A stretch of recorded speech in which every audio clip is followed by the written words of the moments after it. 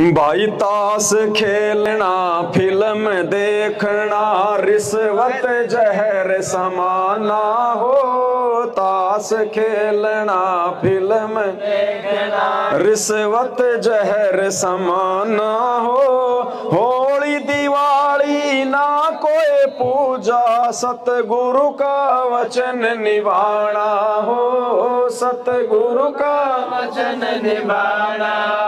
भाई घर छूटो या जग रूठो चाहे रूठो ये संसारा हो। कौन सुने मेरी काल नगर में जय गुरु रूठ गया हमारा हो। गुरु रूठ गया हमारा हो। तो मालिक क्या कहते हैं? ताश खेलना और फिल्म देखना रिश्वत जहर। नाम दीक्षा लेने के बाद में हमने ताश नहीं खेलनी, कोई जुआ नहीं खेलना, और ना हमने किसी ताश खेलने वाले के पास में। क्यों? क्योंकि परमात्मा कहते हैं श्वास उश्वास में नाम जपो और व्यर्थ श्वास ना खोए। भाई ना बेरा इस सांस का फिर आना हो के ना। ये बावड़े गिन गिन के भगवान ने सांस दिए हैं मंत्र जाप करने के लिए, सत्संग सुनने के लिए, शब्द गाने के लिए, और तूने अपना वो कीमती समय उन ताश खेलने वालों के पास में मनोरंजन में तूने बर्बाद कर दिया। तो भगवान फिर नाराज होता है। ना हमने कोई खेल खेलना किसी भी प्रकार का, कोई गिंडी सोटा, कोई क्रिकेट, कोई वॉलीबॉल, कोई फुटबॉल, कोई बैडमिंटन, हमने कोई खेल नहीं खेलना। खेल से हमारा समय बर्बाद होता, हमारी सांसें बर्बाद होती है। ना हमने अपने बच्चों को मतलब किसी खेल की लाइन में कोई डालना, ना हमने उनसे कोई दौड़ करवानी है, क्योंकि दौड़ करवाएंगे तो सांस उफड़ेगी। सांस कितनी जल्दी बर्बाद होते हैं उसके। एक तो आदमी नॉर्मल सांस ले और एक भाग रहा आदमी 2 किलोमीटर 3 किलोमीटर, तो उसकी सांस से कितनी बाहर निकल रही है। तो मालिक ने बताया फालतू की नौटंकी हमने बिल्कुल नहीं करनी।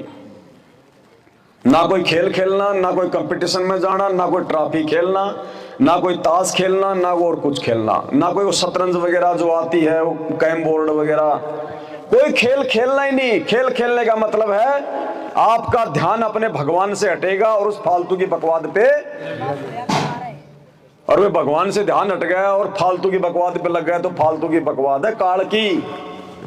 और भगवान से ध्यान हट गया तो फिर काल की तरफ ध्यान लग गया तो फिर क्या होगा? हमने सतगुरु का वचन निभाना। हमें क्या मिलेगा वो ताश खेल के? हो मार गोला हो बेगम ले क्या मिलेगा? मिले कुछ उसमें? कुछ ही बन मिले, बकवासबाजी।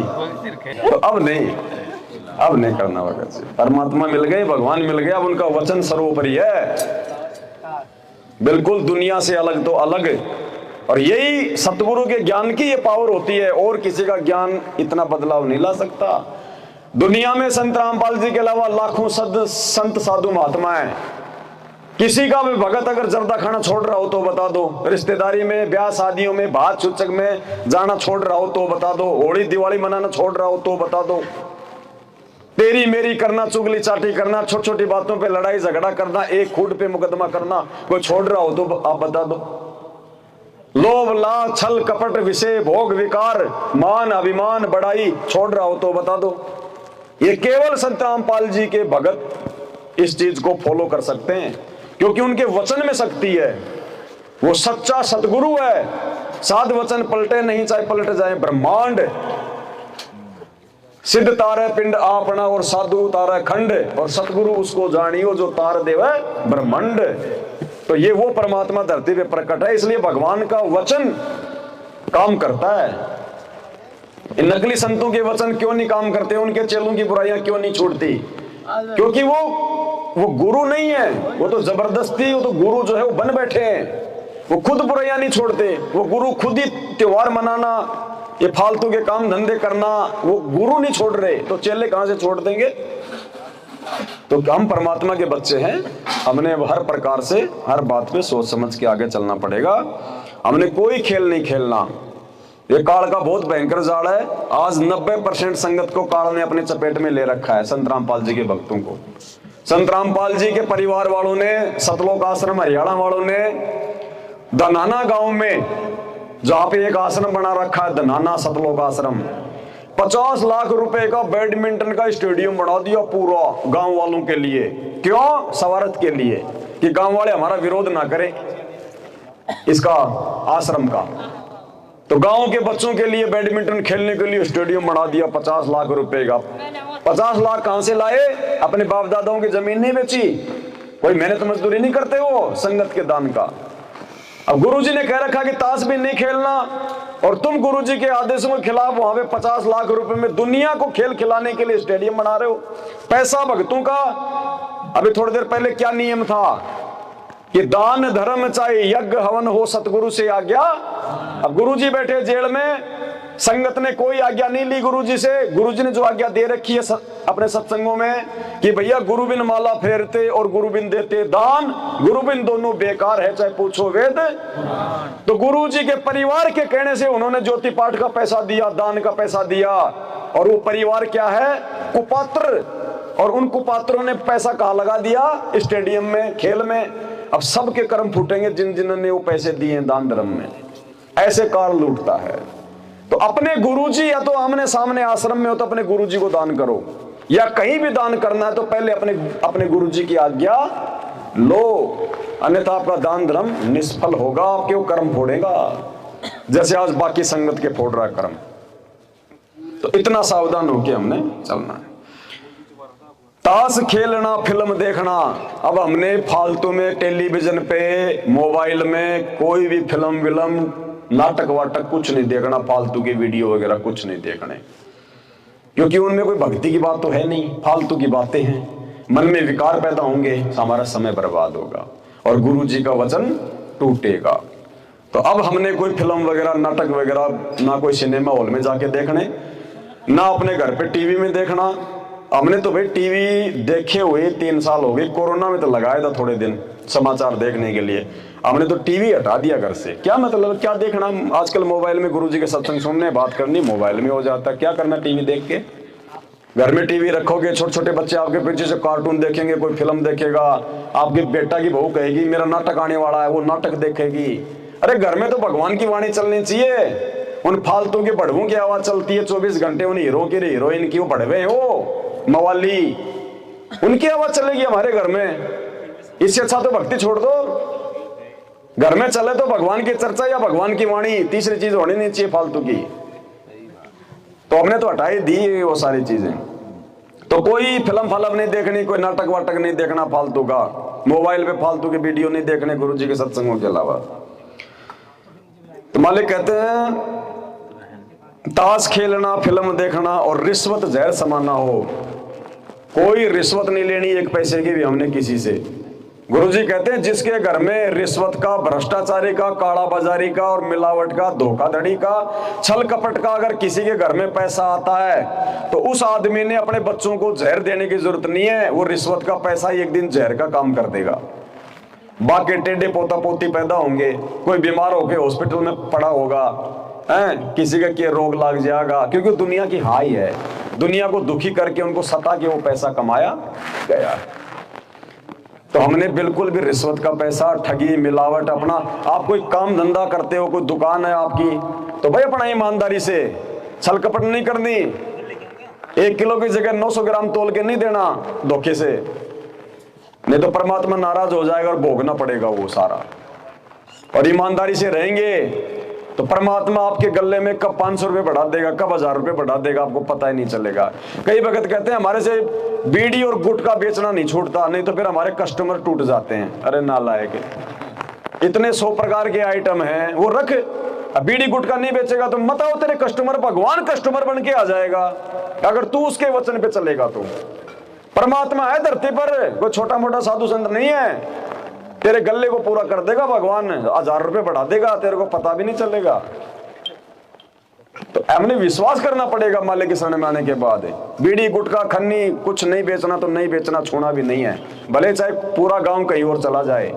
हमारा भगवान आ जाएगा बन के हमारा ग्राहक। जैसे परमात्मा द्वारिका में सांवल सा सेठ बन के आ गया था ना नरसिंह की हुंडी के लिए। भाई कौन कहता है कि सांवल सा सेठ नहीं, मैं हूं भाई। तो भगवान आ जाएगा ग्राहक बन के, और लाइन लगा दे भगवान तो 100 ग्राहकों का रूप बना के लाइन लगा देगा अलग अलग। बताओ, उसकी महिमा अपरंपार है। अरे जिस भगवान ने भगत को भजने के लिए भजन दे दिया, क्या भोजन के लिए भूखा मरने देगा क्या? ये तो भगत की छोटी सोच है, अगर वो ऐसा सोचता है तो चाहे कितना नुकसान होता दिखे, कितनी दुनिया नाराज होती दिखे, हमने गुरु जी के वचन पे ही चलना है भाई। जो गुरु वचन पे डट गए कट गए फंद 84 के। तो मालिक कहते हैं ताश खेलना फिल्म देखना रिश्वत जहर समाना हो, होली दिवाली ना कोई पूजा सतगुरु का वचन। ये होली दिवाली त्योहार फालतू की परंपराएं। अब होली क्यों मनाई जाती है? भगत प्रहलाद परमात्मा का भगत था बेचारा, 10 साल का बच्चा, 8-10 साल का। उसका बाप हिरण्यकश्यप राक्षस भगवान बन बैठा, 2-4 सिद्धियां प्राप्त करके ब्रह्मा जी से वरदान लेके। अगर इस नगरी में कोई नाम जपेगा तो हिरण्यकश्यपु हिरण्यकशिपु हिरण्यकशिपु जपेगा, और कोई किसी का नाम नहीं लेगा, ना ब्रह्मा का, ना विष्णु का, ना महेश का। प्रहलाद को ज्ञान समझ में आ गया, उसने अपने बाप का नाम लेना छोड़ दिया, बाप उसका दुश्मन हो गया। बेचारे को कितना मरवाया गया, कितनी यातनाएं उसको दी गई। अंत में उसकी जो बहन थी राक्षस की, हिरण्यकश्यप की होलिका, वो उसको आग में लेके बैठ गई, और भगवान ने अपने भगत की रक्षा करी, और वो आग में जल के मरी, जिसको वरदान मिला हुआ था। अब बताओ, अब हम होली मना रहे हैं आज, बेचारे भगत के तो जान पे आई हुई पड़ी थी।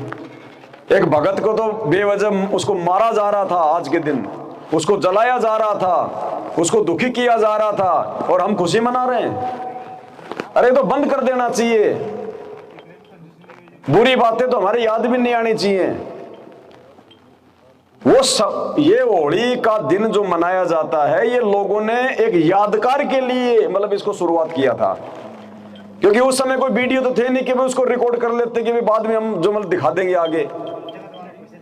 ये यादगार थी कि ये घटना ऐसी हुई थी ताकि आगे चल के इसको कोई झूठ ना मान ले, उस घटना को याद रखने के लिए। और आज देखो लोगों ने आग फूकना शुरू कर दिया। पहले के समय लोग बैठ के भगवान की उस दिन जो की चर्चा किया करते थे, वो कथा को याद किया करते थे, उस भगत जो है प्रहलाद के जीवन से जो की शिक्षा लिया करते थे कि हमने भी वैसे कर्म करने चाहिए जैसे उसने किए प्रहलाद ने, तभी भगवान हमारी रक्षा करेगा जैसे भगवान ने उसकी रक्षा करी। पहले होली हाड़ी नहीं जलाते थे, उस दिन ये रंग रुंग नहीं लगाया करते थे, बैठ के भगवान की वो चर्चा किया करते थे कि हम भी भगवान की भक्ति करेंगे तो हमारी भी भगवान जब आपत्ति आओगे तो ऐसे रक्षा। अब आज वो रक्षा वक्षा तो गई बाढ़ में, वो कथा कहानियां तो गई बाढ़ में, भेड़ मरवा के उसके खाल का तो बनवा लिया डफ, दुनिया भर के रंग रोगन हैं, और ईंधन इकट्ठा करके और आग लगा दो, 7 फेरी लगा के घर चले जाओ, दूसरे दिन लाल पीले होके घूमते रहो। बताओ क्या फायदा इसका? दिवाली बताओ, श्री रामचंद्र जी रावण से युद्ध करके सीता जी को लाए, अमावस्या की रात थी, काली रात थी, लोगों ने सोचा भाई भगवान 14 साल बाद आ रहे हैं, भगवान को ये ना लगे कि प्रजा दुखी है। उन्होंने वो तेल के या घी के अपने दीपक दापक जलाए, बेचारों ने रोशनी गिरी, क्योंकि लाइट तो थी नहीं उस समय। अब वो दिवाली तो इसलिए मनाई गई थी, और बाद में उन्होंने कभी दिवाली नहीं मनाई। अब आज ना कोई राम आ रहा, ना कोई सीता आ रही, ना कोई रावण मर रहा है, ना आज कोई आवश्यकता। आज तो पटाखे फोड़ रहे, कोई घी का दीपक कोई जलाता है क्या? घी की तो लोग मिठाई नहीं खाते, वो भी डालडा के खाते हैं, और फिर दिवाली दिवाली दिवाली दिवाली बजाओ, फालतू एक परंपरा चल पड़ी। तो गुरुजी कहते हैं अब हमने वो पिछलियों की लकीर नहीं पीटनी, सांप वाली लकीर नहीं पीटनी है। अब तो नए इतिहास बनेंगे, अब आने वाले समय में 1000 साल तक अब आगे होली दिवाली सब बंद हो जाएंगी, अब तो नए इतिहास बनेंगे।